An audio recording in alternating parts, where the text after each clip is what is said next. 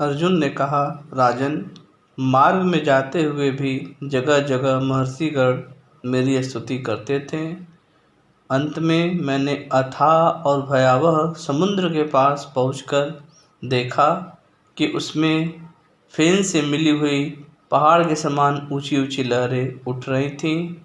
उस अत्यंत वेगशाली महासागर को देखकर उसके पास ही मैंने दानों से भरा हुआ उनका नगर देखा।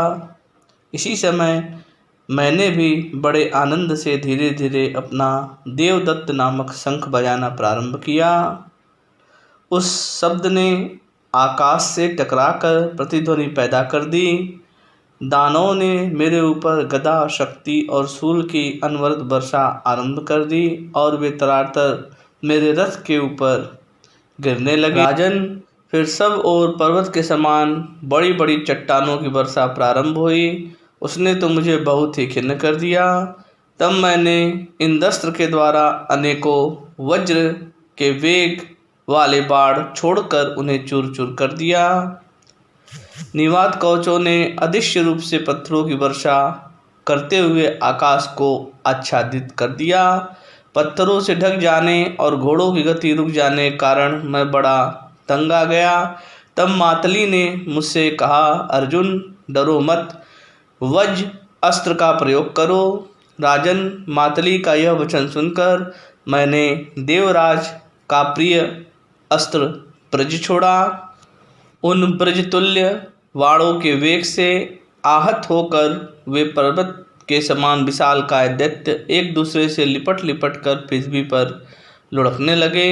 सबसे बढ़कर आश्चर्य की बात तो यह हुई कि इतना संग्राम होने पर भी रथ, मातली या घोड़ों को किसी भी प्रकार की क्षति नहीं पहुंची। फिर मातली ने हंसकर कहा, अर्जुन, तुम में जैसा पराक्रम देखा जाता है वैसा तो देवताओं में भी नहीं है। इस प्रकार जब निवात कवचों का अंत हो गया तो नगर में उनकी स्त्रियां रोने पीटने लगीं।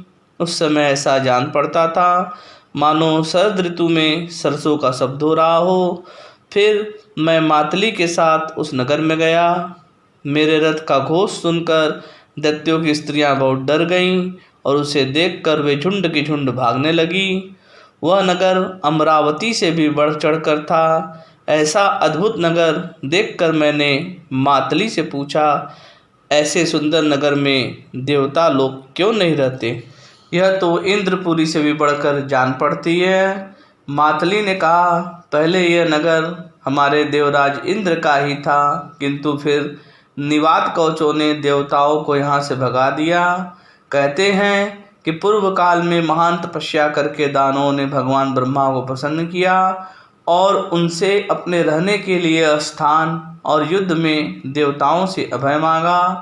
तब इंद्र ने ब्रह्मा जी के पास जाकर ये प्रार्थना की कि भगवान, हमारे हित के लिए आप ही इनका संहार कीजिए।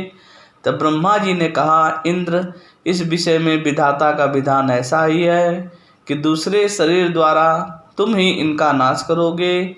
इसी से इनका वध करने के लिए इंद्र ने तुम्हें अपने दिव्य अस्त्र दिए हैं। तुमने जिन असुरों का संहार किया है उन्हें देवता भी नहीं मार सकते थे। इस प्रकार उन दानवों का नाश करके उस नगर में शांति स्थापित कर मैं मातली के साथ फिर देवलोक में चला आया। जय श्री कृष्ण।